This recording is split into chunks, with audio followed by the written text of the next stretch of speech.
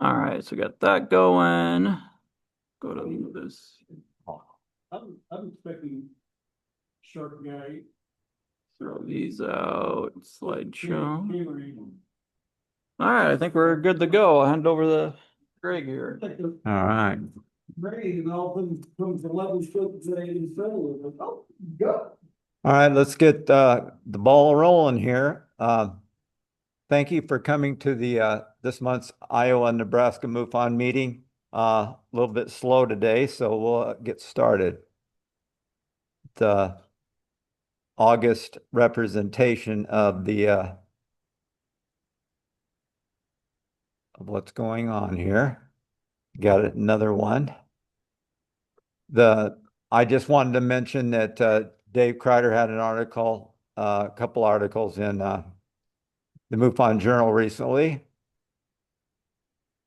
And the Nebraska teams, Kyle Finley, State Director, Fred Ziwi, Assistant State Director, Tamara Steyer, Chief Investigator, John Barta, Field Investigator, and Dave Harris and Dr. Jack Casher are both consultants.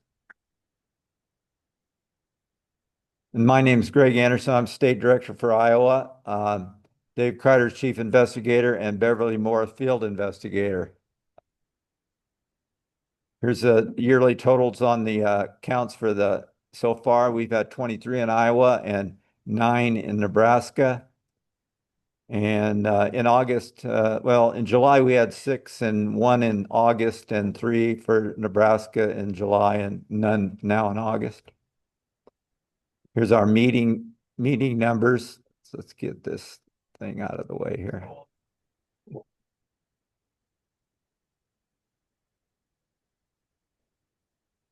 Man, that's a sensitive mouse. Dang. Yeah, we had 18 people last meeting. Oops, let me go. That was in June, not in July. Right. And here's the MUFON statistics. Iowa's ranked 22nd with Nebraska 34th. MUFON news. Essentially, the symposium is over now, but the plan, a year planning, or is it? And Dave McDonald had a lot to say, but I'll skip over some of that and we'll go into our investigator case review. This first case, an Iowa case, 142831. The synopsis was on Monday, June 23rd, 2025, witness had contacted MUFON reference an event that had occurred with the witness on Thursday, March 7th, 2024, and approximately 13:01 hours as he was walking near his home. Witness further stated that he frequently takes pictures with his Apple cell phone and took a picture of the sun and sky and nearby wooded area. After getting back to his residence, the witness looked at the photos and saw a photo of the sun was a mysterious object that the witness thought was a UFO in the sky near the sun. Now, this, as many of you may know that have been here several times, what we have is essentially a lens flare, and that was stated to the witness. There were actually 2 pictures. There was one where the flare was down here in the middle of the tree, and the witness didn't think, he thought that the flare was behind the tree, and so he didn't necessarily agree with our that we categorized it as an IFO lens flare. See what we gotta put up with here? Lens flares. All this other stuff. Yeah. Yeah. There we go. This next one is Beverly Moore's case, 143003, July 4th of 2024 in Central City, Iowa. And while watching the grand finale of the local fireworks display in Central City, Iowa at approximately 10:25 p.m., we noticed that this orb that at first assumed it was part of the fireworks, but noticed it was moving in a steady flight path for a time before abruptly altering course. I took my phone out after a few minutes and recorded the object before it simply disappeared. And essentially, her conclusions were the date and time of the sighting, the witness reported the following. While watching the grand finale of the local fireworks display, he noticed the orbs and first assumed it was fireworks. And then using Flight Radar 24 app, I found a Piper Cherokee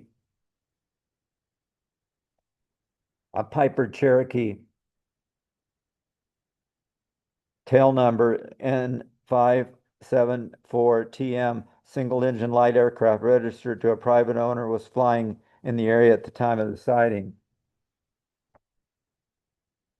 And the barometric altitude was, I'm gonna go back to some, that's not the right, yeah, that's not the right slide. So disregard that slide. The barometric altitude was 7,500 feet with a ground speed of 124 miles an hour. She's calling this an IFO, man-made object, as she was able to identify the craft. And this next one, every now and then, of course, MUFON gets hoaxes. And you can see in the red here, the name of the person that witnessed was Zorp Mercurian Goldstein. And we closed this case right away as a hoax, but it was rather X-rated or R-rated, hard R, let's put it that way. So hard R. So case 142781. And Dave.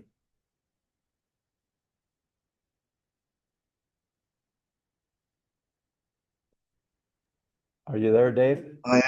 I'm here now. Yeah. This is the, I don't know if you have the right case up there, because we're going to start with case number 143112. But if not, if you Wait a can't minute. change it, yeah. I don't have 143112 at all. No, I thought that was the one. Well, there's Oh no yeah, that is images for it. 1431. Clayton, Iowa? No, but I'll go ahead. Okay. Just in August of 2019, a Davenport, Iowa witness was having a smoke when he had a distinct feeling of being watched. When he turned around and looked to the spot he believed something or someone might be staring, he noticed a dull metallic orb in the sky. It hovered for about 20 seconds and then took off at an incredible speed. And I was not able to contact this witness. I didn't have an exact date or time either. And so I couldn't do a really good investigation. So this one went down as insufficient data. And so the next case, this is, I don't have the case number here. Hopefully you have the images. On July 6th, 2025 at 10 p.m., a Muscatine, Iowa witness was driving home from work when he saw a stationary, bright, pulsating star-like light in the sky. And he's from Bluegrass, Iowa. And Greg, if you have that, yes, that's it. This is what he saw. And next image, this is a zoomed in image, yeah. And I contacted the witness 4 days after his report, and he said the object was about 45 degrees in the west-southwest, and that it was stationary during the entire time that he noticed it and video recorded the light. And that was about 15 minutes worth of, that he saw it. So a long time. He said that it glowed with various colors, pulsated, wobbled, and had fuzzy edges. So everything indicated to me that this was probably a star. So I checked my stellarium program and found that the bright star Arcturus, that's the fourth brightest star in the sky, was in about the same position that he indicated. And it's very bright with a magnitude of 0.15. So you can hit the next image, Greg. Now this is what he saw. That's Arcturus there. And you can see it's just in the southwest. And it was about at 58 degrees, which is also what he indicated, or very close to it. And next image. Yeah, Arcturus is very large. It's fairly close. It's only about 37 light years from Earth. And you can see the sun over the left. And, Arcturus is a red giant, and it'll end up its life as a white dwarf. So, okay, well, I'm thinking that the pulsating and changing colors of the object was probably due to the phenomenon called scintillation. And most of you know what that is, but when light from a star hits our atmosphere, it scatters the white light into various colors, just like a prism would. And the wobbling was probably a result of another phenomenon called autokinesis. And autokinesis are nearly imperceptible eye movements that occur when one looks at a distant object, no reference points. The movement of the eye back and forth makes it appear that the star is moving. So after pointing this out to the witness, he agreed with my assessment. And he had filed 2 earlier cases with MUFON, and both turned out to be IFOs, planes. So anyway, it was kind of a fun case. Okay, the next case, this is the Clayton, Iowa case. I interviewed the reporting witness on July 9th, just 5 days after their sighting. She said that she and her friend were spending a couple days on the Mississippi River in their cabin cruiser. And you can go to that next image if you want. And they were on their cabin cruiser on the night of July 4th of this year at about 10:30 p.m. They decided to dock their boat off a small island near Clayton, Iowa, a small town with a population of only 45 people. They were really out in the middle of nowhere. And Greg, you can put up that next image. This island is in the northern part of Iowa, not too far from the town of Elkader, which is 23 miles away, and the towns of McGregor and Marquette, which many of us in Iowa know, are just upriver. So, yeah, they're really out in the middle of nowhere. There's nothing really around except that small town. So after doing some onboard chores, they decided to lie back and watch the stars on a clear night. Soon, they began to see multiple lights in the sky that moved erratically, changed directions, turned abruptly, and absorbed and ejected light beams.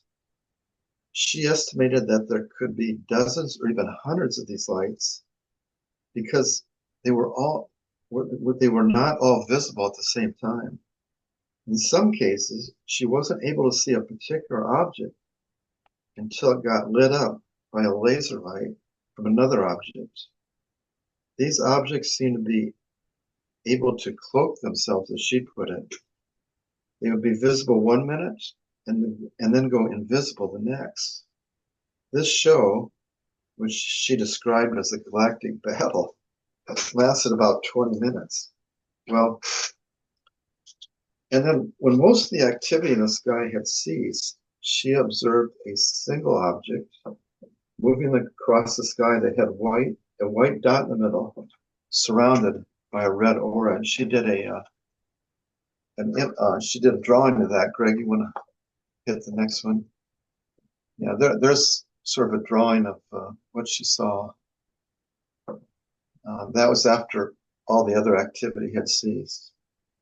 Well, I asked her if she took any photos of the lights, but she said that both she and her friend were low on battery power and wanted to save their phones in case of an emergency. I asked if there were any drones or fireworks shows going on, and she said that they could see occasional lights behind the bluffs that glowed, but they were at a great distance and they could not hear any of the explosions or anything. So they were really far away. And I checked to see if there were any drone shows going on in the nearby towns, and there were none. Her friends said that they were in a very unpopulated area, and there would have been no drone shows going on. So they went to bed. Shortly after the events, they were both really tired. And when she woke up the next day, she noticed that she had several bruises on her body that she could not explain. She took videos of her bruises, and this would have been several days later now that she took these videos of her bruises, and she sent them to me. And I asked her permission to show still shots of these videos, and she approved. So, Greg, you want to show the next video, please? Okay. Okay. That's good. So you could see she had bruises on the outside of her legs, on the inside, and next one, please. Oops, it's upside And down.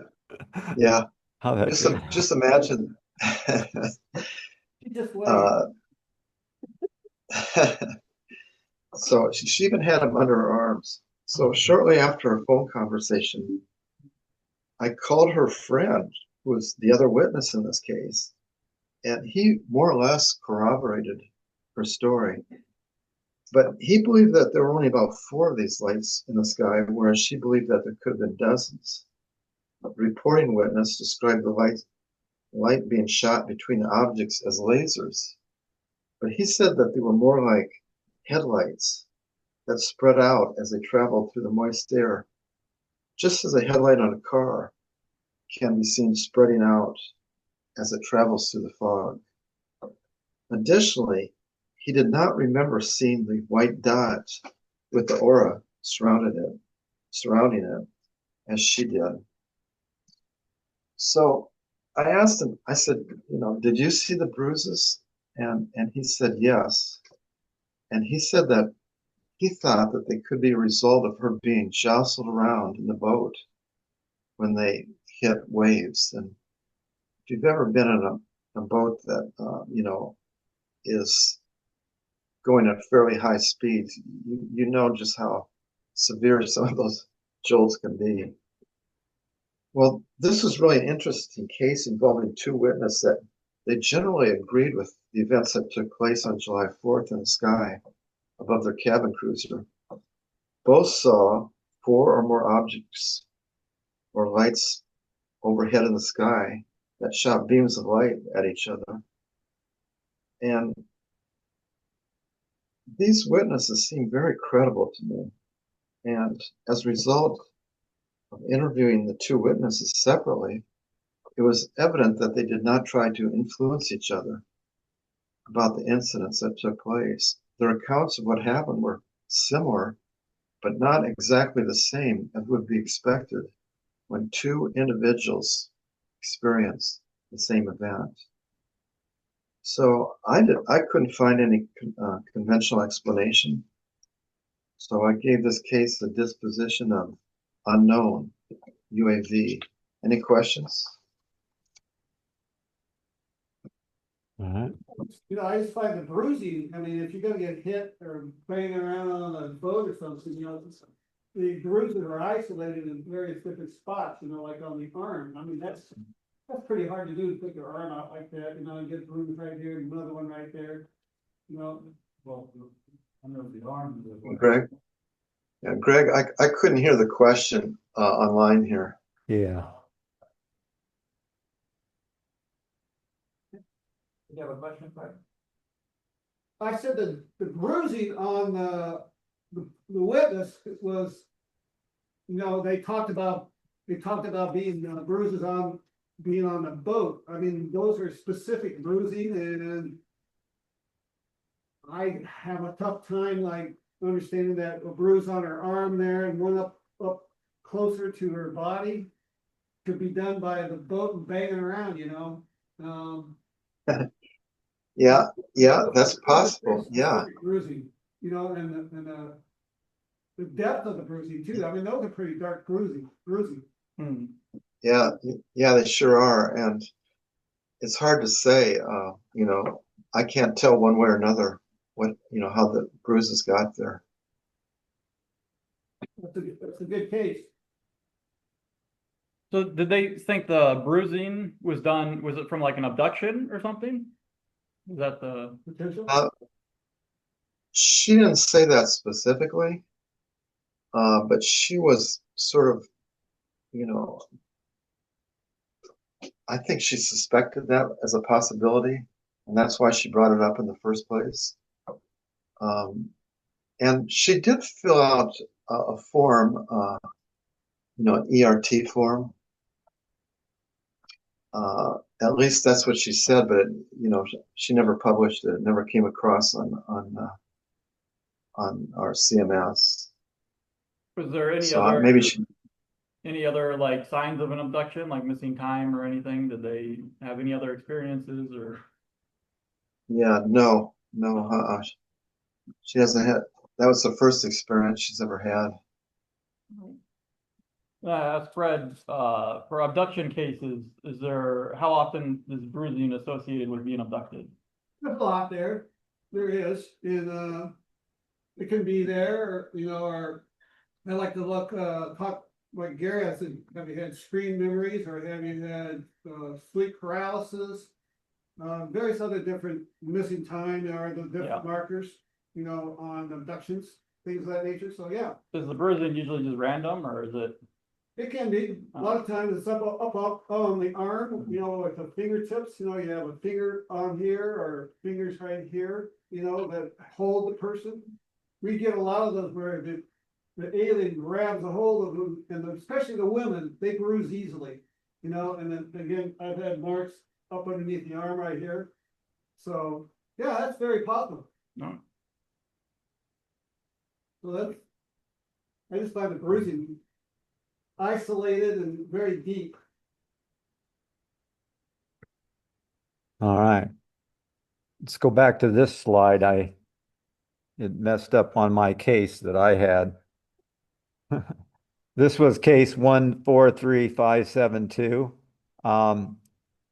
On July 30th, 2025 at 11:05 a.m., the witness driving on County Road K18 north of Sioux City saw a cigarette-shaped object glowing almost green neon to his west. The sighting lasted about 6 seconds before the object went behind a hill. His wife was in the vehicle but didn't see it. She was looking in a different direction. And essentially, he said he saw it at the front. It transversed in front of me, traveling at a 45-degree angle at an approximate 11 o'clock position. The color green was almost neon-like. The further back on the object, the color was still neon-like, but more subdued, and it took on a more transparent look. A very bright green, but I had my windows up with the air conditioner on, so I couldn't detect any sound. I was quite excited by the strange shape, color, and transparency and asked my wife if she saw it, and she stated that she did not because she was looking out the windshield in the northeast direction. I've seen many things over the years, but never anything like this. After it became occluded by the hill, I looked at the inside of my vehicle for any lights of any type that might have projected a color onto the windshield, and there were none. I very briefly toyed with calling the FAA control tower to see if it was detected on radar. Never saw an object that shape and that vivid of color before. And I thought it was interesting that the witness had the wherewithal to actually check to try to debunk it himself with the lights in the car and that. And I checked flight radar, and essentially this is the sighting, this red dot here, and it's 25 miles over to the where the closest plane is. It's so that essentially it happened right in the middle of a void of aircraft. Like uh, I thought that was kind of telling, and I called this a an unknown UAV. And oops, let's get back down here then to.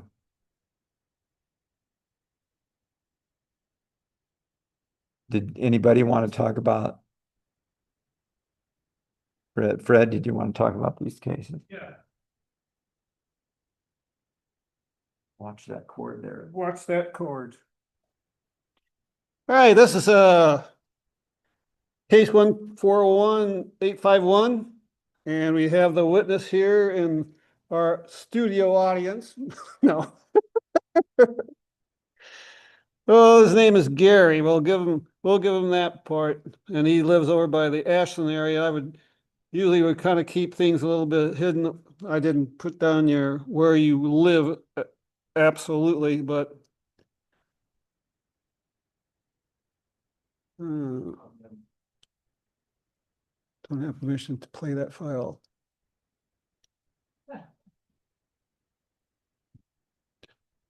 That's what I want, more technical. More technical. So, but his first case, he came in on where can we play this? Oops. Request accept. I'll work on it, see what we get here. Whose video is this?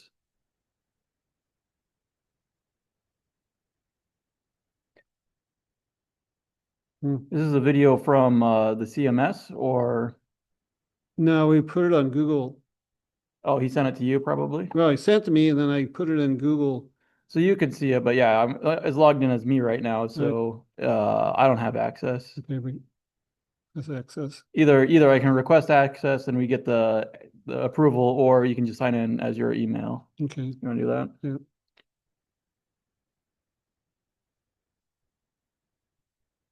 This is Google. They're gonna be Yep, Google. FJZ. You have to use whatever email that you got permission for, I guess.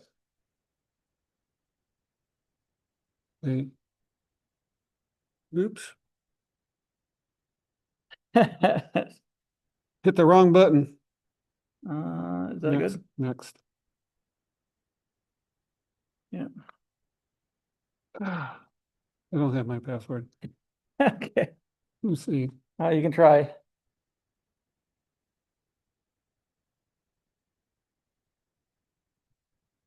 Okay. Where'd you go? No. Nope. Ugh. Is it on the CMS or no? Is it what? On the CMS? Is there any Yeah. way we can get it? It is on CMS. Okay. Anyway, Gary's first case is well, Kyle's getting in the video. 142581.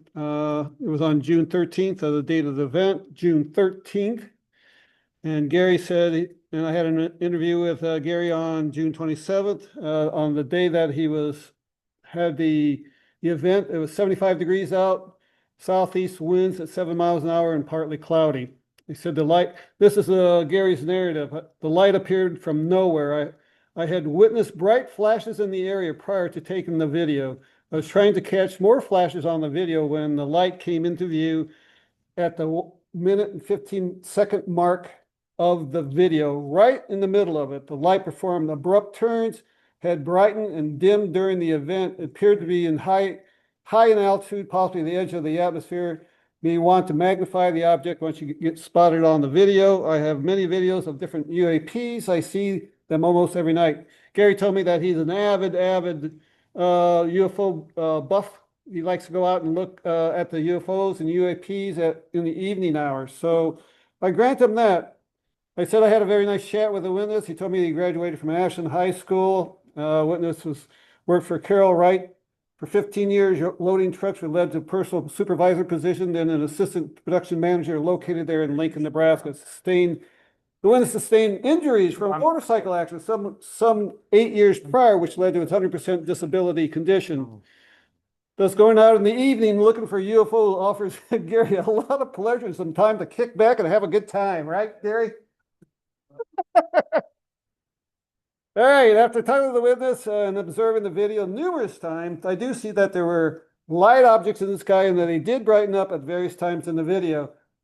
Gary, I had to go in the closet and shut my door where I was in total darkness before I could even see the video on my screen. So it was really super, super dark. So even Greg said, "It's too dark, won't be able to show another thing." So well, that one we won't see. So again, I just told Gary, I said, "Do you have any other more?" He goes, so he sends me this other video, right? So he sends me this other video. I want to. Is that a different one from this one on the CMS? Yes, it's 950. Okay, well, Yeah, that's it. Oh, there it is. Very good. we'll see what we got going. So this is Gary. So Gary sent me this video. In about a minute.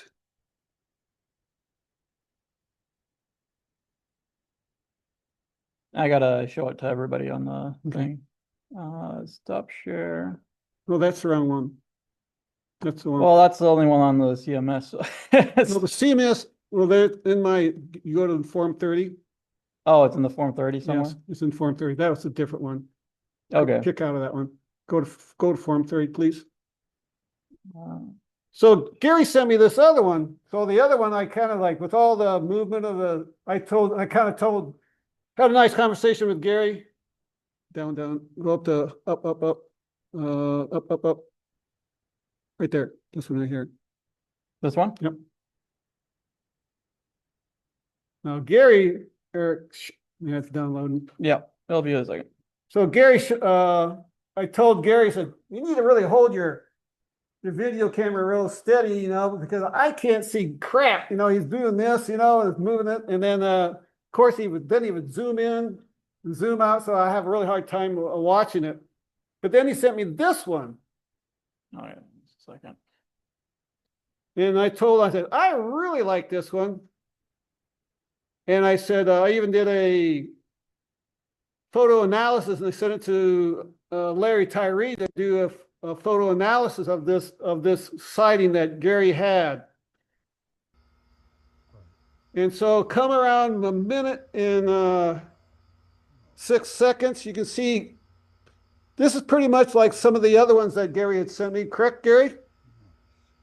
This one just kind of plots along real slowly, and we're at, and we can see the minutes second sign. I think we can move it up to about a minute. I'll just move it up. 25 right now. Right. I can move it up. But you can see it just pops along. Gary's video taping this thing, and I'm looking and watching, And then at a minute, 6 seconds, I want you to take a look at it. It does a quick little turn, and I'll kind of stop it and I'll go back over and over again, and we can see some different colors. Okay, now we're coming up to minute mark, about a minute 7. It will kind of like stop, and you'll see it brighten up. There it's brighten up. Oop. And see the colors change?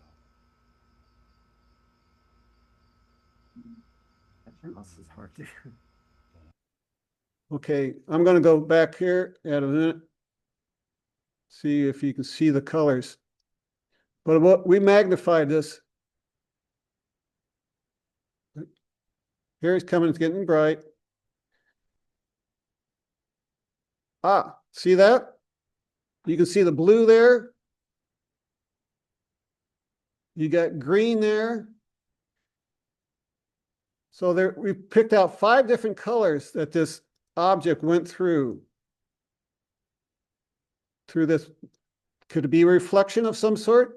That's one thing I asked about to Larry Tyree on it. I said, is it internal or is it reflective?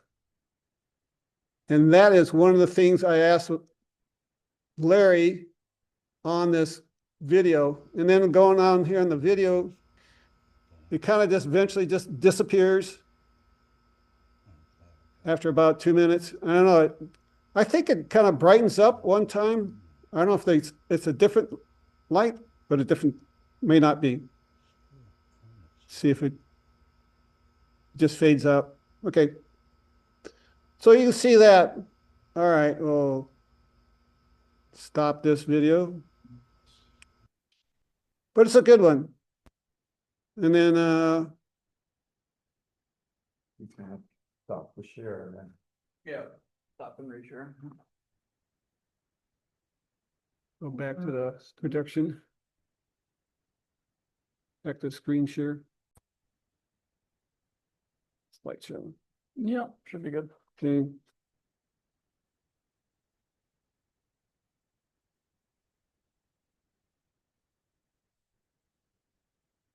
Click on that slide and then moves it down.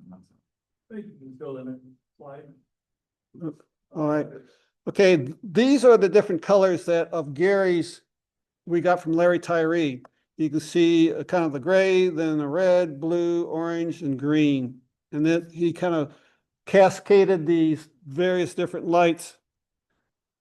And this is Larry Tyree's video analysis, framed from 108 to 111. Various color lights appeared in random flashes. 10 frames of red light, 9 frames of blue light, 7 frames of green light, 3 frames of yellow light. Total of 29 frames out of the 85 or 34% of the frames had identifiable color flashes, and the rest were either white or indeterminate. Then this held the camera with a final objective. Witness held the camera with the object fairly well centered, and looking at the stacked image, one noticed that they seem to follow a progression. This is larger true, but the actual location, the various colors did vary. For example, red was more dominant in the earlier frames. Beginning of the video, one sees that the object was traveling towards the left of the screen, down towards a 210 degrees to 230 degree direction, which varied. For example, we see in early frames of the video of the camera is passing stars in the sky that moved up and to the right. At 108, the light object suddenly became much clearer, and the witness appears to have significantly slowed the camera movement across the sky during this time, likely to be able to concentrate on filming the object. Again, here's the different colors, and I asked Larry, is this a reflective or is this an internal light? He said, by these, of course, you can see in here, he says, and we'll talk about that a little bit more. You can see the light is around the object. He said if it was reflected, it would be glaring off to one side more than the other, not circular. So he felt it was like an internal light. Oops. Back image was on that other slide. Pardon me? Oh, For the previous slide. Yeah, back image is on the left. all right. That's all it was. Okay. I guess I don't have his, but he did say that the reflection of these reflection in these white, red, blue, that the actual would be reflecting again. The reflection would be off on one side to the other. So he felt that this was an internal light, not a reflective light. So that told me that, was this a UAP or was this a satellite with sun rays flashing off of it, you know? And on his other case, I felt that the lights were down in the astronomical twilight area, and the twilight was 11:07, and his sighting was at 11:43, about 30 minutes after astronomical level. And the astronomical level is from 12 to 18 degrees below subsurface. So, but if you're up in high in the sky, the sun's going to be able to reflect. And that's what I kind of saw on Gary's first video of that. I felt that was a IFO. So his first case is an IFO, but his second case, I'm saying that this is a UAP. And due to the fact of the various colors, which I find very fascinating, and with Larry Tyree's video assessment, that these lights were not a reflection, but internal flashing of the craft itself. All right. Thank you, Gary, for your chit chat and talk. And we had a nice conversation, through the weeks, and even the past weeks here lately. So thank you for your, pardon me? Can you go back a slide? Sure. Oh, Do you know what program you use to get those images? I do not. You'd have to ask Larry Tyree on that. Well, when he says principal component analysis, then he's talking about forensically beta, a program that does that. Okay. Is that online website? That's online, just. look up Principal component analysis, yes. forensically beta. Get it. Yeah. Right, it says, yeah, the red balloon, the roundish object is in the center of the flash, shows hidden color components, 2 which was used for red, blue, and green. So again, he said the colors are very circular around the object, whereas if it was reflecting, it would be more one way or the other. And he felt also that the reflection would be duller, not as bright as what these colors came out to be. Oops. So these are very extremely bright, I mean, this is really, to me, this is so very cool to see this. Again, you have the 5 different colors, which I've never seen before.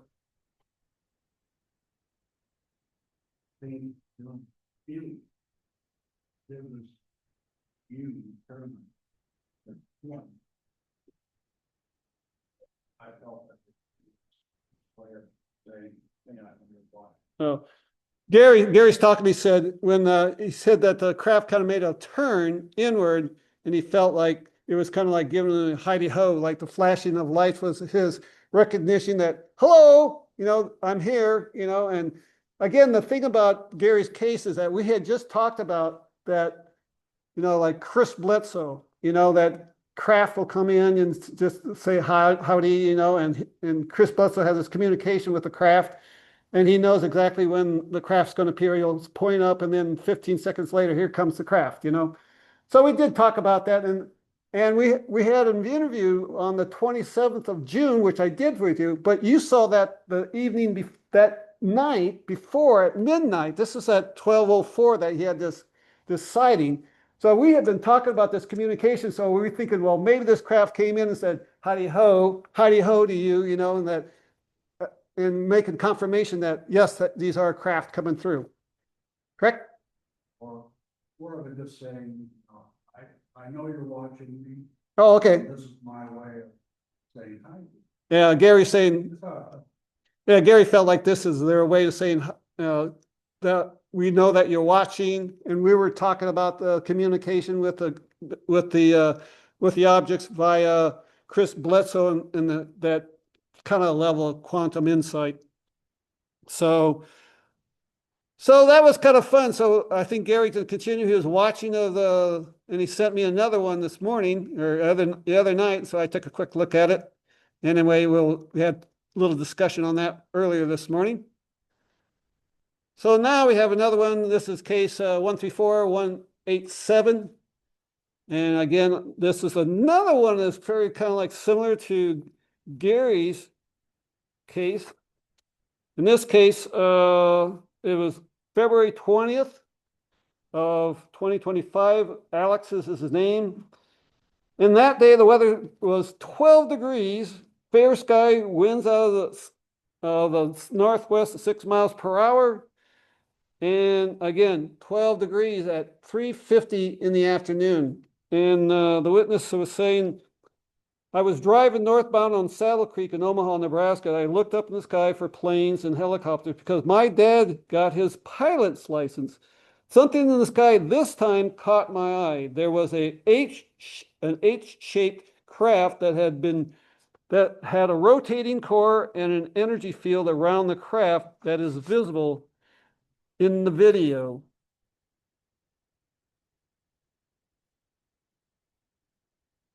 Okay. Oh, the previous case, what was the number? Previous case is previous case is 142,950. First case of Gary's was 142,851. And his second case, which I asked Gary to resubmit another report because I felt this was so good, that case is 142,950. All right. Thanks, Dennis. So then this is Alex's case. And he sees this object floating across the sky. He said it was H-shaped that had a rotating core and an energy field around the craft that is visible in the video. There was also another separate craft. Now, this is the other part. There was also another separate craft that zooms past the first craft at an extremely fast speed. And as we will find out, I found out this was a fast mover, what we call a fast mover. And Bill Spicer from Wichita would know a lot about fast movers because he's wrote a book with Margie Kay and Larry Tyree on that. All right. Again, witness was driving northbound on Saddle Creek and on the intersection of Military Avenue when he observed in the west direction object heading away from the witness in the south direction. Object was dark in appearance and moving in a straight line. And let me look at this. How come I can't? Click on this line, Okay. then use the arrow. Okay, here he is at Northwest Radial Highway and Military Avenue. So he was right here where the little pointer is. He was doing dash cam. He was doing his work and he was with his girlfriend at the time. So again, this is 12, just like wintertime. It's 12 degrees. He's out and he sees this thing. So the southwest direction, an interview, I said I had a nice interview with, so you know where he's at? This is where he was at. It's kind of stopped at a stoplight.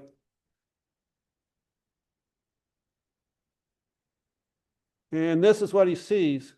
Do we have the video on that? Well, I put the video in there. Got some red markers on there somehow. Yeah. Here, yeah. Well, the video is not there, but I thought maybe you just, There's several slides, but right. I don't know which one. No? No video. I don't know where it went, Fred. Oh, it would have been there probably, maybe it. Yeah, Can we, It was there. Can we go to- First slide, I think. can we go to CMS? yeah, we can. Yeah, let's see. Well, can I show these pictures? I'll show them like the balloon. Okay, Yeah. let's do the I was gonna try to get rid of this stuff on here. I don't know how to do it. what's that? He's red marked. Oh, it's on the side. I got it. Got it. Let's see.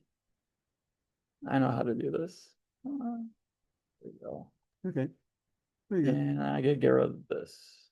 Okay, should be good. Yeah, just click the slide and then you can do arrows back and forth. All right. Get this out of here. All right. Yeah, that's probably what the video is on. This is what he was seeing, up over the thing, and you can kind of see it's a black object. This is zoomed up, and you can almost see 4 little objects. And then Larry again did another video photo analysis. This is frame 425 and frame 8, and he talked about the H pattern. The witness talked about the H pattern. Well, here's your H pattern, and there's a tie between these two.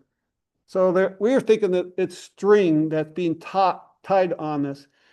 And here again, this is, again, here's the object in the lower left. You can see 4 identical objects, black objects. Again, they're tied. So I'm assuming these are party balloons, and it's 12 degrees out again, and here comes up to the upper right corner is the fast mover. It just kind of comes in like that. Here's a little distant view of it, and you can see the object which he saw, and he said the balloons are going to the right, and this fast mover is moving to the left, and we'll get a video of that soon, and you'll see it. And then this jumps from here and jumps there. That's the only 2 of the fast movers. So it's jumped from there, bam, down to there in a couple of frames. That was it. Bam, bam. And that is all we see of the fast mover. The bottom one's the balloon, the top one's the. Yep, this is the fast mover, like bam, bam, bam, bam. That's the fast mover. And this is a close-up of the fast mover. That was it. So Larry did a good job on that, doing the fast mover. So this is like he first saw it here in the video, and then it jumps to here, and this is the overall enhanced of the fast mover. So if you want to get the video out, like what's it? Oh, and then you can get that. I'll talk more about Alex. I said I chatted with him. I sent him information on what Larry had done with the video audio of the video analysis. I asked the witness about dreams, since he was an avid dreamer. He talked about one dream where he found himself looking up in the sky and seeing the aircraft.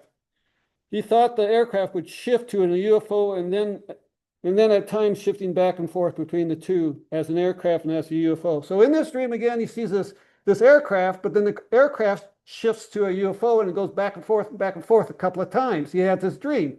Well, guess what? Only to tell me later that he saw this in real life, the same aspect of the sky where he observed an aircraft. So this is real life. So he's looking up, he sees this aircraft, right? And eventually it turned into a UFO. So I said, I said, Alex, I said, so I spoke with the witness, and I thought he was a high-level sensitive, and asked him if he had any sleep paralysis, which he did. He stated that he did only for me to say, in that case, just like we had with the prior dreams in UFO, that he potentially is connected to other ET events. I asked him if he has any other strange dreams, and he said yes, only to start talking about this rather strange dream encounter. So then I said, there he states that he had observed this entity. Now this is another dream. He said that he observed this entity, and that this entity had a bird head and a body which eventually came up to him, and that this entity kissed him on the cheek. He told me that he could feel his very long and slender beak of this bird head pinching and kissing his skin. Funny, I thought, only then to offer a picture of this deity of Thoth to him. He stated that the head was spot on. He said the head was spot on in identifying the head, the body of the bird head, and the body was a bit different.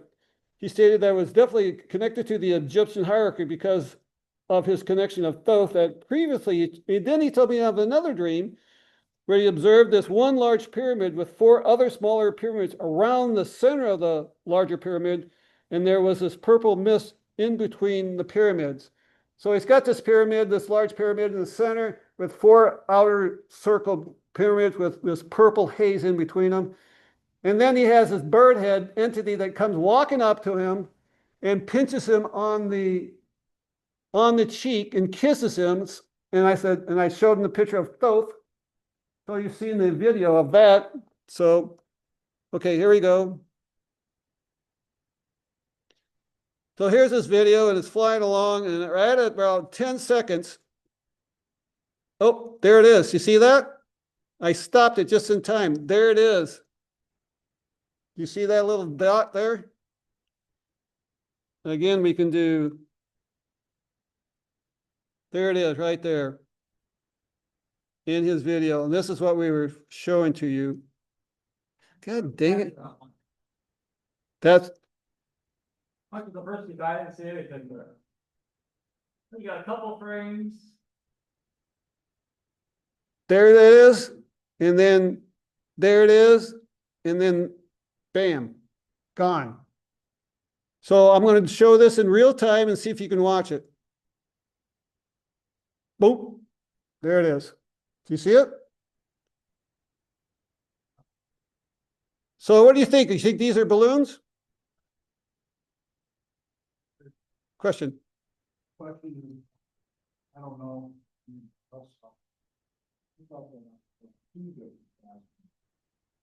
Oh.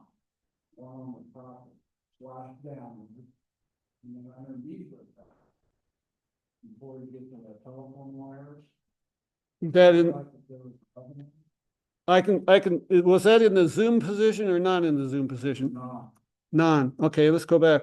So how far in? just after the first. Okay, right after the first one, you said? And it goes from where to where? Goes that, and he put that up there. You can see it go across the telephone line. Don't mind, I got it up. Down in this area right in here. He's pointing with the laser pointer. Oh, way down there. Right after the one comes down there, and I thought it's another one in here. You'd have to go back for it. Okay, I'll come back. This is the, at one, at 10-second mark is when the first one appears. There it is right there. There's that one. Look down here. Back, play it. Okay, I'll play it. There. So there's one there. Can you zoom in a little bit? I can zoom in.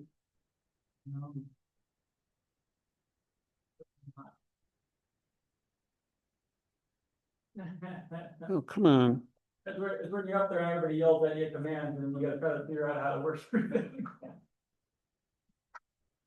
Okay, here's zoom in, right? Can you go down?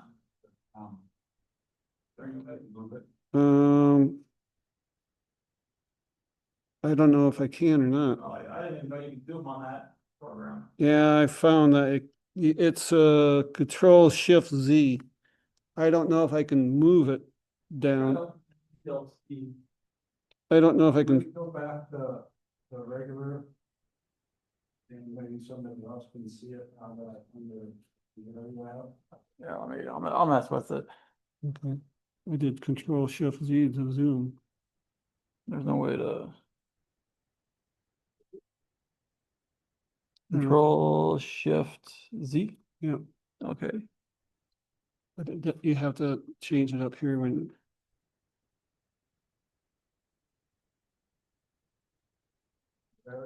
You're saying.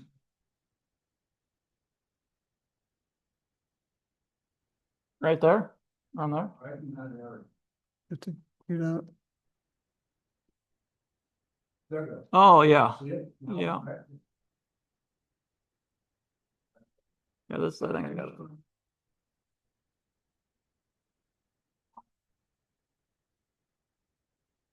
Could see, because it's moving faster than the other one. Really? Oh, here. Maybe that's that one. Yeah, started over here. I think there's an object. Oh, yeah, there is one there. And yeah, I think I saw what he was saying that it. It's all that one right there. Oh, that one's just like a bloop. A good catch, Gary. Top. And notice it. You've been good, you get a fun. Well, that was a good one. My eyesight's okay. Yeah, yeah.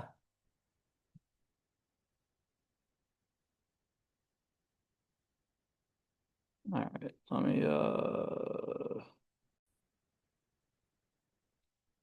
Bring this down. Stop share on that one. Share. Let's see. How about I just close this? No, this one. Close this one. Then share. Then go to this. Yeah. All right, and then I think this has like a zoom somewhere. Well, let's find it first, I guess.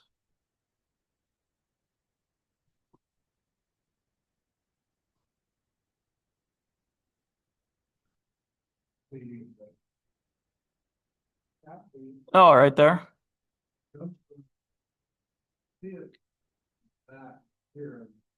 Well, maybe it jumped from there down to there, you know, one of those.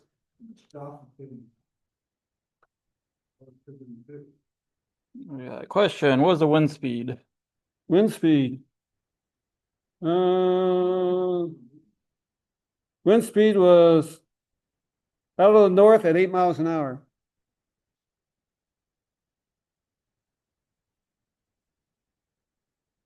Been a while since I used. Excuse me, that was the wrong one.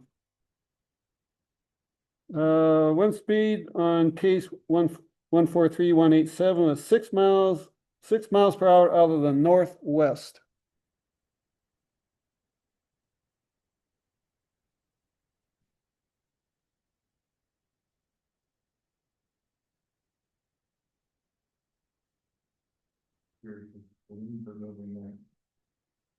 Toward the north, I thought.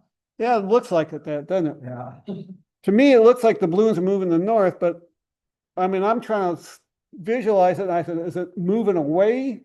You know, he said he spotted it in the west-southwest direction and it was moving south. So I'm taking the witness what he was saying, but I'm looking at this, but was he looking, that's what he put in the report.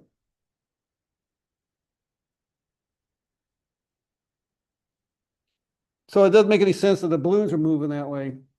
You know, if the wind's out of the north at 8 miles an hour, you would think it'd be going to the left rather than to the right. So, but he's looking straight west, and is it moving out this way and to the left? I have no idea.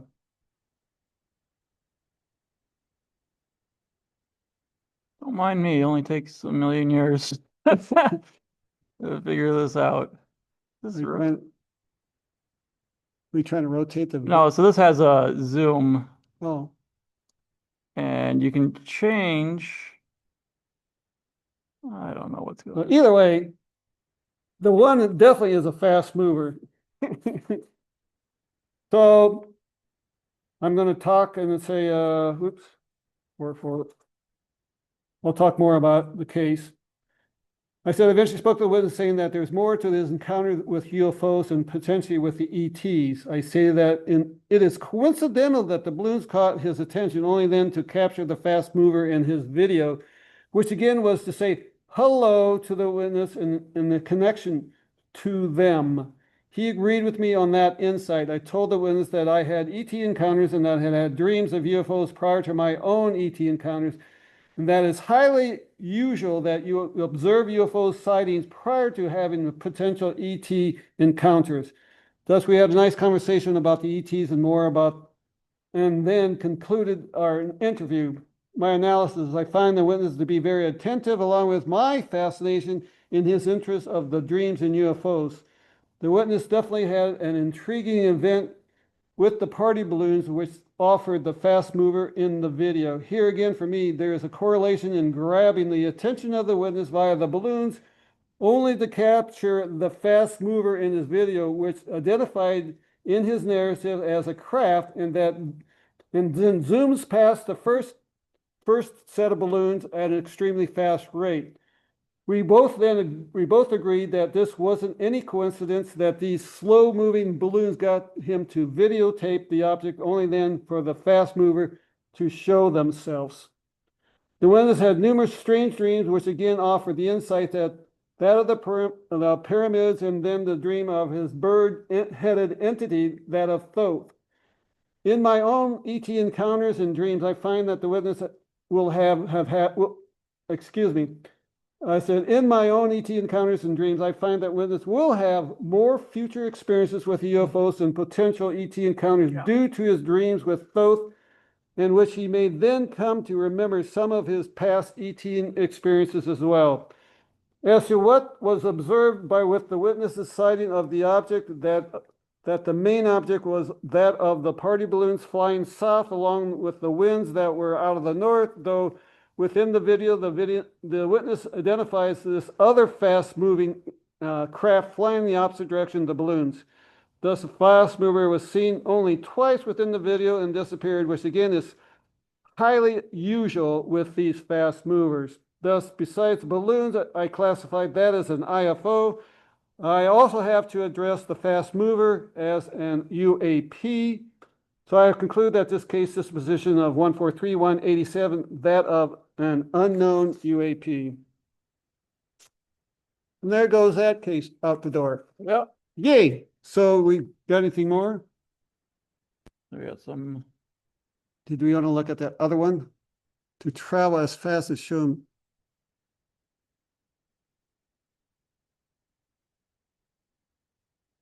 Huh. True. Bill was making the assumption of moving.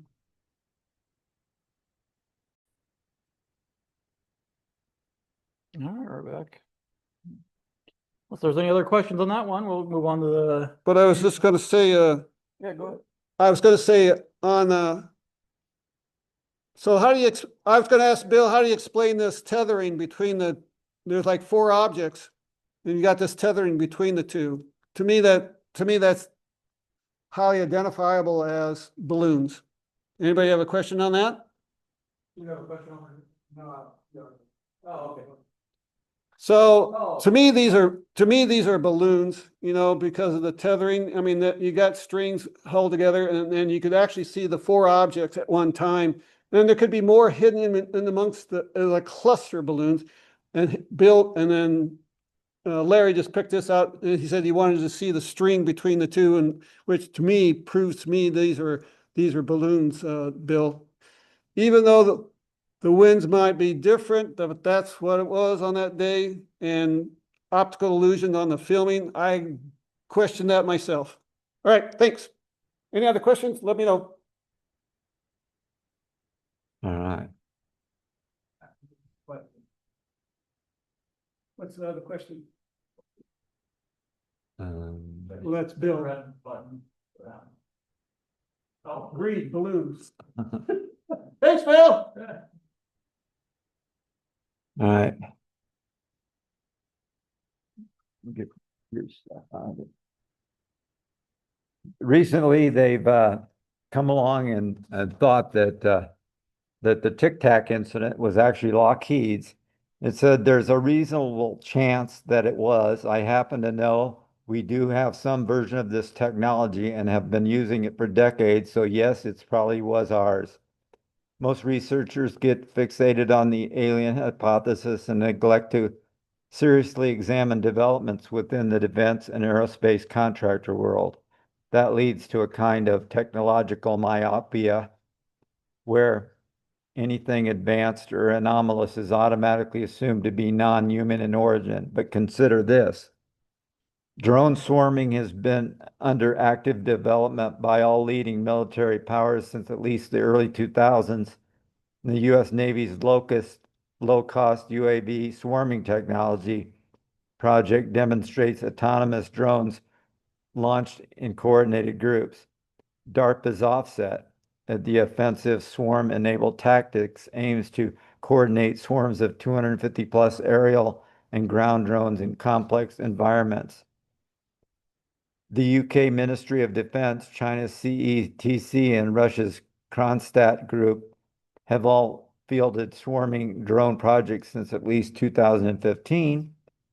Reports in Defense One and Jane's Defense Weekly routinely highlights breakthroughs in autonomous coordination, multi-domain sensor fusion, and AI-directed flight paths for drones. At the same time, stealth submarine platforms have been quietly evolving since the late 1980s.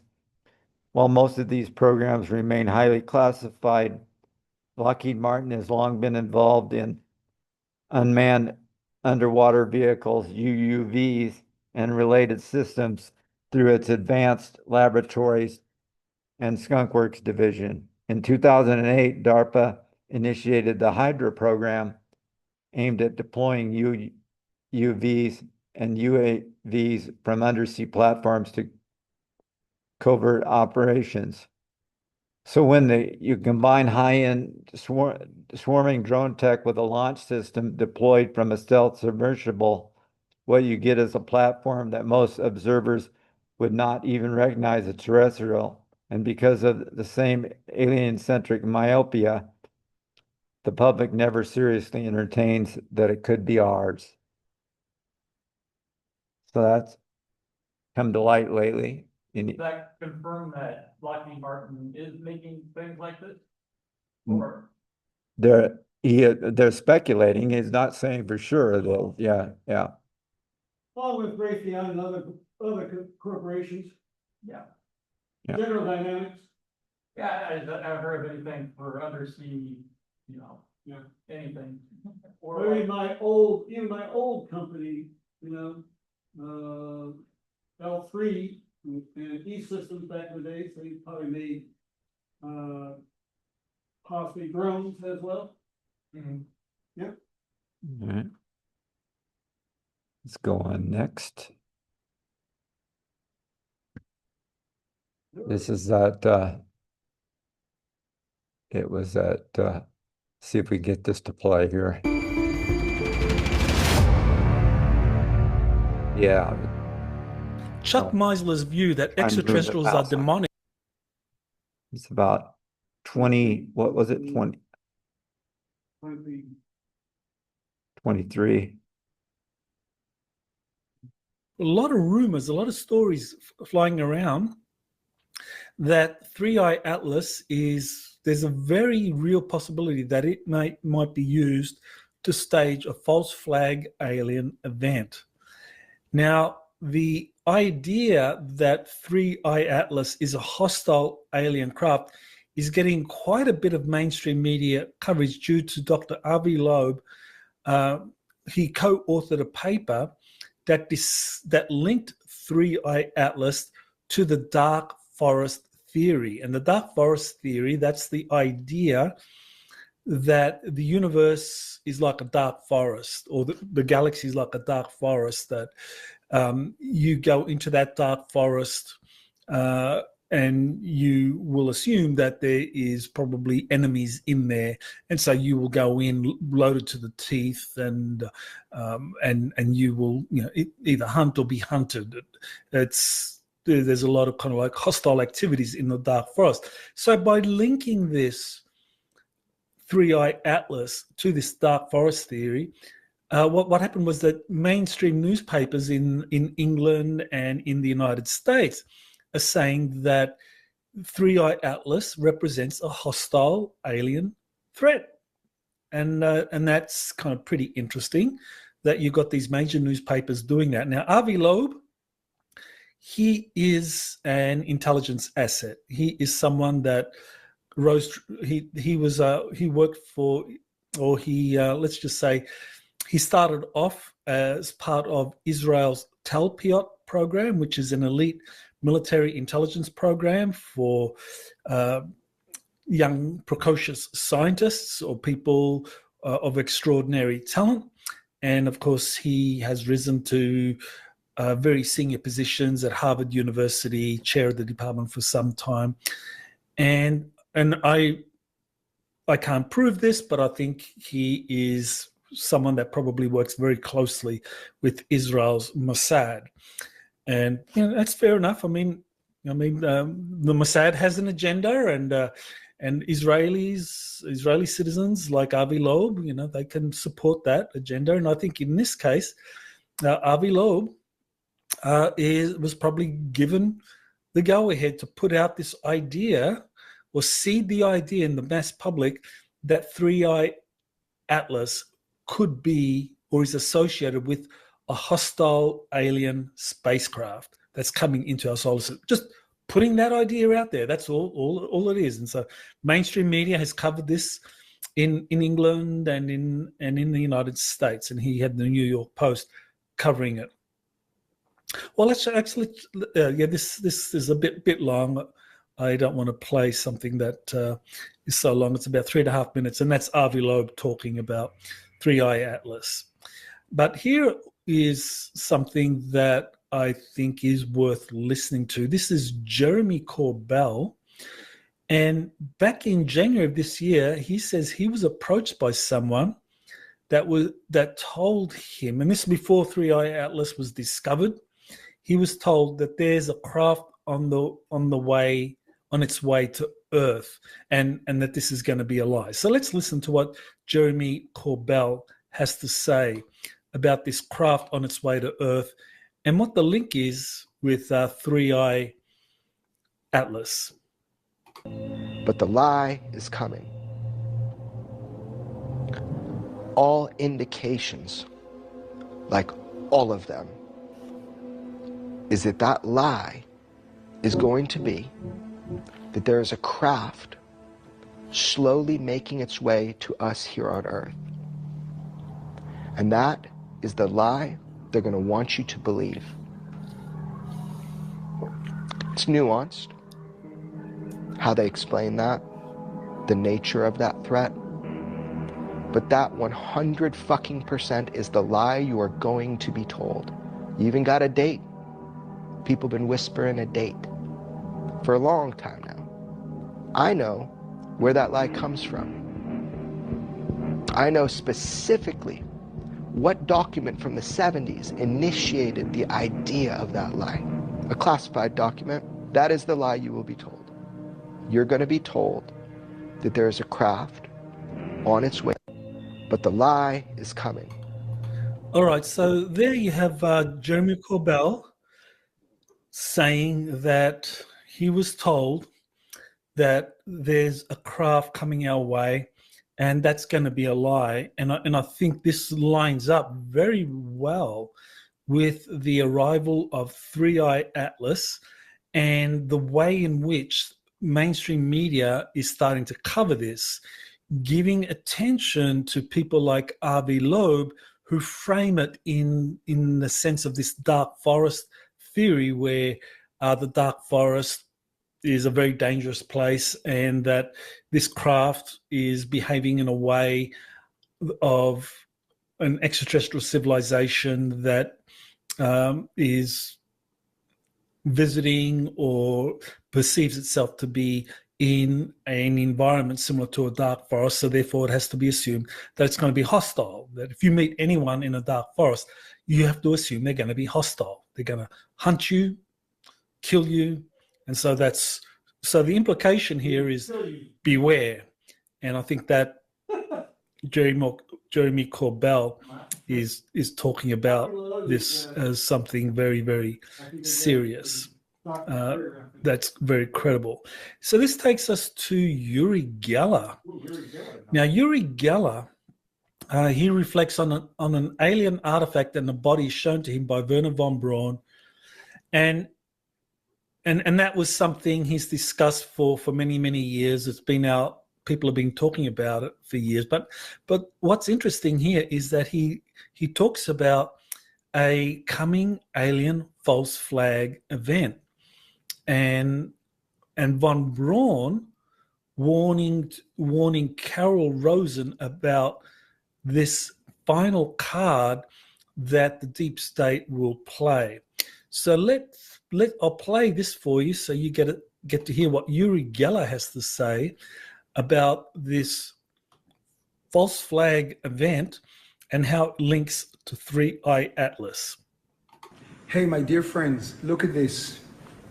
135,000 miles per hour space object may be hostile alien craft set to attack Earth. Is 12 miles wide. Please read my message carefully and leave comments. Let me know what you think. Okay, so there you have Uri Geller, a very skilled psychic, very world famous psychic. He's been in the news since the 1970s, for well over 50 years. He's been putting out information to audiences, and his accuracy is very, very high. And he's got an incredible CV. And he's also worked with the Israeli intelligence community, Mossad, and so forth. But he's putting out the information that this three-eye atlas, that it is very likely linked to this hostile alien false flag event that Werner von Braun warned about. So again, we need to pay attention to all of this. Okay, so here is something that it's a video, a presentation by Dr. Stephen Greer, exposing dangerous alien hoax, catastrophic disclosure, Dr. Stephen Greer. And Greer is really criticizing the UFO threat narrative that is being pumped out by the mainstream media, by UFO researchers, by members of Congress, and so forth. And so in my view, Stephen Greer, when it comes to his understanding of UFOs being reverse-engineered alien spacecraft built by a consortium of international aerospace companies, I think his understanding is really far superior to that being offered by many UFO researchers today who are getting a lot of mainstream media attention. And of course, those researchers say that these craft, which we don't know, pose a threat to the United States and to the world, whereas, of course, with Stephen Greer, they're not a threat because it's known exactly who built them, that they've been built by these legacy aerospace companies like Northrop Grumman, Lockheed Martin, Boeing Aerospace, General Dynamics, and so forth. Now, here's the problem here. It's, despite the many dozens of whistleblowers discussing reverse-engineered alien craft, or ARVs, whose testimonies Greer has made freely available, UFO researchers, whistleblowers such as David Grush, Dr. Eric Davis, George Knapp, Jeremy Corbell, Louis Elizondo, Chris Mellon, etc., continue to mistakenly claim there's no evidence that UAPs are reverse-engineered spacecraft. And that is the problem. So Greer is correct in warning that if it's not understood that many UFOs are reverse-engineered corporate-built craft, then an alien false flag event could be staged, which could easily be exploited by the deep state for an nefarious agenda. So this is really where we get to the crux of the matter, because all of these researchers that I just mentioned, or whistleblowers that are getting so much attention from Congress and major newspapers and so forth, and they're all saying, well, we don't know what these UFOs are. And we know for sure they're not reverse-engineered alien spacecraft because reverse engineering hasn't worked. There's no evidence that it's worked. So we have to assume they're either Russian, Chinese, or alien, right? Well, Greer's saying that's bullshit. Come on, guys. These craft have been built and reverse-engineered for decades now. Northrop Grumman, Lockheed and General Dynamics, they've been working on this stuff for decades, and I've got the whistleblowers talking about it, and Greer and his whistleblowers are being ignored. Now, I do disagree with Greer, though, on one particular issue, and it's an important issue that he refers to in his interview, where he says that all alleged alien abductions are staged by covert military forces using these ARVs, these reverse-engineered craft, rather than genuine grey aliens. Now, my research has shown unequivocally that there are grey aliens that are abducting people and subjecting them to medical, biological experiments. And there are also military abductions, and often these military abductions happen with these greys, some greys. Now, Greer refers to the greys working with the militaries as PLFs, programmed life forms. And he really puts the kind of like the egg before the chicken here, because what my research has shown is that first you have the grey alien abductions, and then you have the military abducting the same people that were abducted by the greys, and the military will often hide their involvement by using these cloned greys that they have working for them. So it is complex. It's a little convoluted, but I think at the end of the day, Greer is wrong about the hostile greys. But other than that, I think his research has really, over the decades, been superb, and I still feel that he's someone who's made an enormous contribution in terms of being able to find all these whistleblowers who have come forward to talk about the reverse engineering of alien crashed spacecraft. Okay, so Britain's Daily Mail has just released a story about a former NASA scientist, Richard Banderick. That's good. That guy's channel, Exopolitics. Yep, Exopolitics today. Let's go. So yeah, I listened to Dr. Sala. He has a weekly review. It's really, really good. If you want the latest and grease and down the rabbit hole, you can go to Dr. Sala. Top writing, the slideshow. Oh, okay.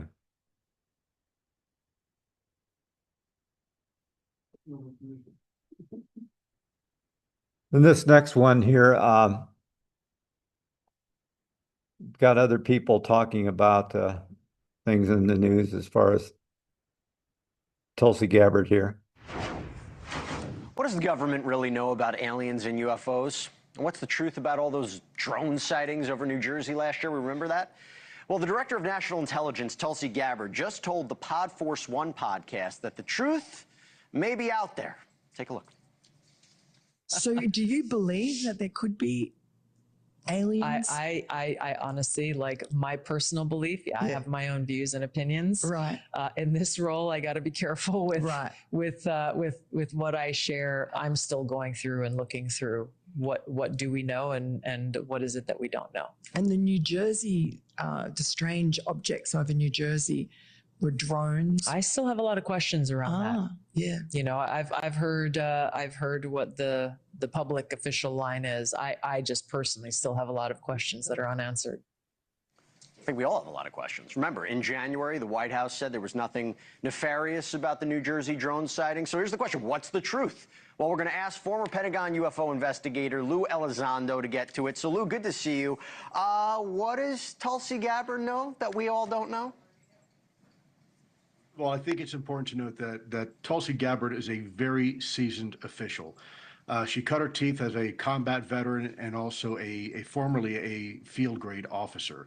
So she's not new to the world of intelligence. And I think what she's doing is exactly her due diligence. Before she makes a public statement, she wants to make sure she speaks to all of the 16 intelligence agencies, try to remove all the stovepipes as she can, and really get to the truth of the matter.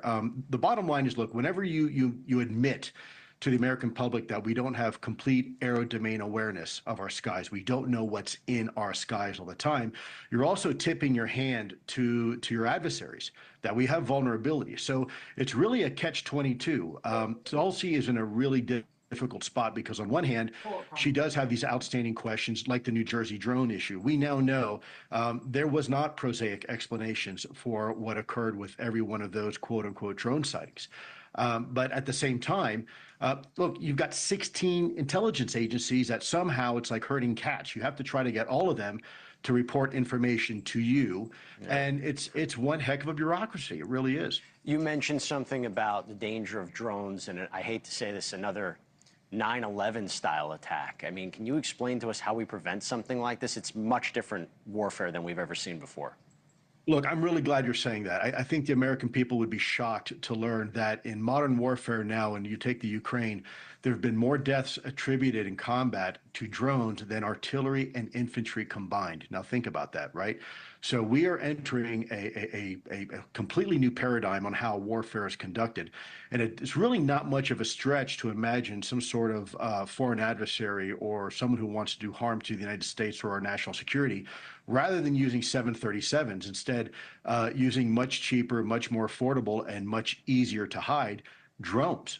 They are already being used by drug cartels on our borders for surveillance and for smuggling drugs, and they're also being used right now in combat to kill other human beings. So I think that's a great question, and I think this is why our nation really needs a comprehensive strategy, and frankly, maybe even a national intelligence estimate done every year by the DNI, by Tulsi's people. Yeah.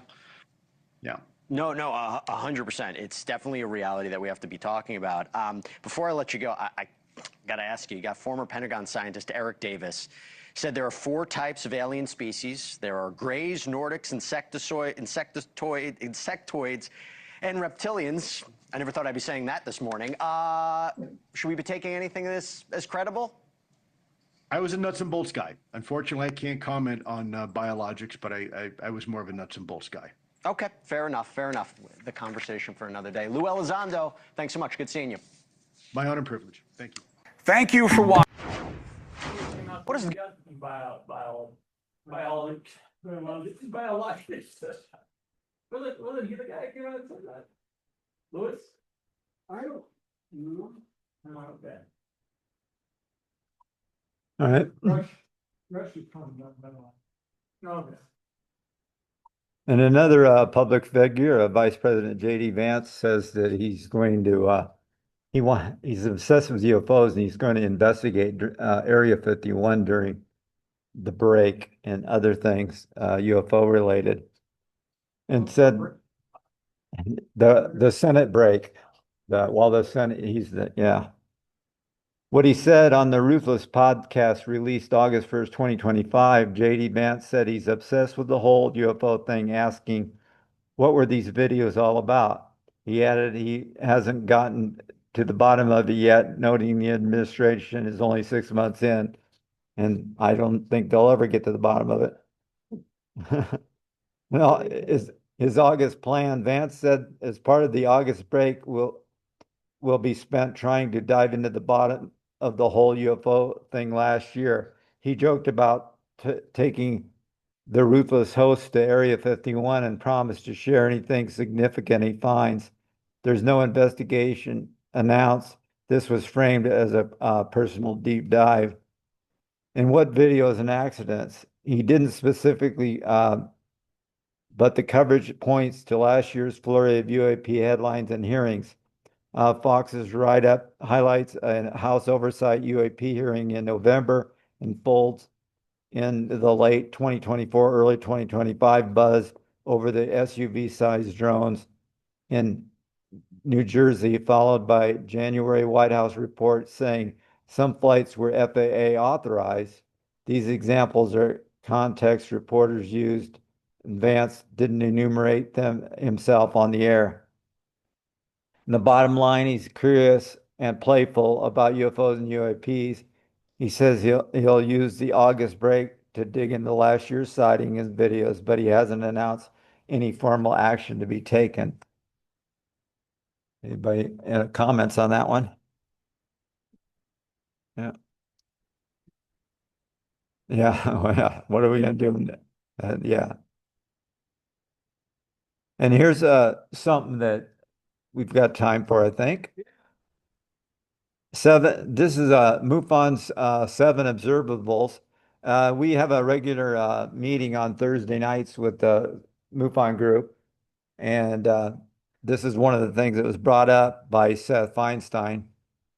The 7 observables of unidentified aerial phenomena, UAPs, are a set of characteristics identified by the U.S. military and other researchers to describe and categorize the unusual behavior often reported in UAP sightings. These observables are important because they help systematically analyze and understand UAPs, distinguishing them from conventional aircraft or natural phenomena. Number 1, instantaneous acceleration. UAPs have been observed to accelerate at extremely high speeds instantaneously, far beyond the capabilities of known human-made aircraft. This observable is important as it defies our understanding of propulsion and physics as it applies to current technology. Number 2, hypersonic velocities without signatures. UAPs can travel at speeds greater than Mach 5, 5 times the speed of sound, without producing the typical sonic booms or heat signatures that would be expected from such high-speed travel. This suggests a propulsion system that is fundamentally different from what we know. Number 3, low observability. UAPs often have a low radar cross-section, meaning that they are difficult to detect using radar, and they sometimes exhibit visual stealth, making them difficult to see with the naked eye. This is important for understanding their potential to evade detection. Stealth capability, they would phase in and out of reality. Yeah. That stealthy, that could be that part. That's another thing I was questioning, whether we're gonna use quantum constructing in septals. Well, I don't go into that now. I'm skeptical, but it's an observable, but it's an observable. Well, we accept that, but yet we get all these crafts moving about real fast and beyond our capability, and they're assuming where's the science in that? We're assuming that they have some other type of propulsion system. I'm just throwing that out there. All right. But my guy move on science already. No, so they're assuming. That's not science. All right. Number 4, transmedium travel. UAPs have been observed moving seamlessly between different environments, such as air, water, and even space, without any apparent loss of speed or change in performance. This capability challenges our understanding of aerodynamics and fluid dynamics. We've seen Skinwalker Ratchet, an orbit went through through the hill and then reappear in the hill. So not only can they do it through water, they can go through solid form, solid. So how do they do that? That doesn't, where's the science in that, even though it's observable, but hey, heck, they can do it. Yeah. All right. This is another one of the questions that comes into mind. Yeah. Right. Doesn't rile Fred up at all. No. Yeah, theory with that is that, they're able to destroy whatever environment that they're in, like a bubble, so to speak. And a space warp bubble. Well, not really, that was not my point, though. My point was being that they're destroying whatever is in front of their path. No, it's true, they can just go through it, though. Or they destroy it, or they just go through it. Well, that's my point, are they? Nice. Are they destroying the air gases? I don't think they destroy it, they're just going transdimensional. They just go to a different frequency, Yeah. and so they can integrate, they can move through it. Like water. So any solid form that we see, it's like water, then they can just go whoosh, and then go right through it. No lolly out of them. So you just answered the question. Solid. But we have to take the quantum construct into effect then. So. You can finish this out, so. Yeah. Really found But nobody wants to talk quantum, that's my dig. not science. That's not- Right. Number 5, positive lift. UAPs can demonstrate the ability to hover and maintain stable flight without any visible means of lift or propulsion, such as wings or rotors. This is significant because it suggests the use of advanced technologies that we do not rely on conventional methods of lift. The unknown. Quantum? Number 6, Phase. Sudden extreme maneuverability. UAPs can perform sharp turns, rapid changes in altitude, and other maneuvers that would be impossible or fatal for human pilots in known aircraft. Understanding this observable is crucial for accessing the level of technological advancement these phenomena might represent. Point right there, does an L turn without any resistance, again, make a turn and kill it within our logical science oriented Newtonian physics, but that can only happen in the quantum construct. As we heard that you can do that without interruption. Just saying. Physical effects. Number 7, UAPs sometimes leave physical evidence of their presence, such as electromagnetic interference, environmental changes, or material residue. These physical effects are important for providing tangible evidence and can be studied scientifically. So how do you make environmental changes or like magnetic, of course, how's that work with phase? Yeah, so we have the quantum electrodynamics is kind of a reverse engineering startup that we have here in town that's working on this kind of stuff. So yeah, we don't see any effects from radiation or, The pushes out in front, which may distort the polarity of things, which would alter batteries and things of that nature, you think, not? Yes, no? it can affect, other electromagnetic devices, like cameras and stuff like that, yeah. All right. But yeah, we haven't done anything with like crops, with the crop circles and stuff like that to see how that would affect it. So that might be something interesting. Absolutely, too. Yeah. They don't destroy, crop circles, they don't really destroy the plant, they just bend them, they bend the node so they can bend it. But the plant, that's what you can separate a real crop circle from a fake one, because you don't kill the plant. The plant still continues to grow. Yeah. If it's killed, then you can say it's false, it's fake. Okay, what's the significance of these observables? These observables are significant because they offer a framework for analyzing UAPs in a systematic way. They help us as MUFON researchers distinguish between natural phenomena, man-made objects, and potentially advanced unknown technologies. I've seen a few of our FIs use these in their analysis and have found them to be valuable reinforcement for their dispositions. Right. And let's see what this chat was.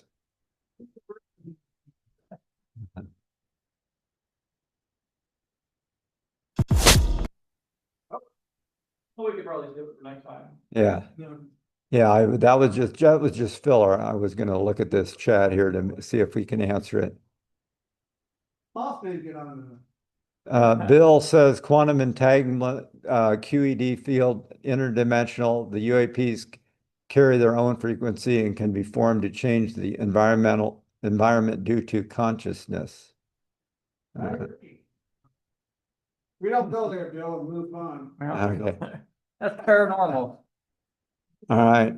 The upcoming events, the Nebraska Iowa meeting next month, September 20th. Sounds correct.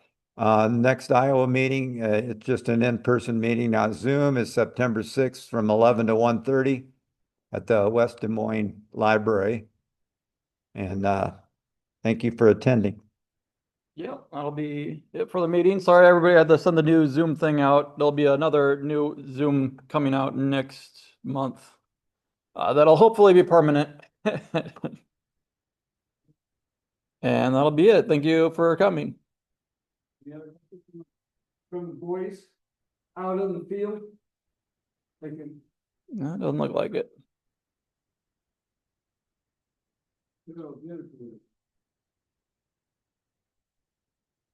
Hey, Mark. Fred says hi, Mark. Mitch is there. And Randy. Paul. Yeah. big,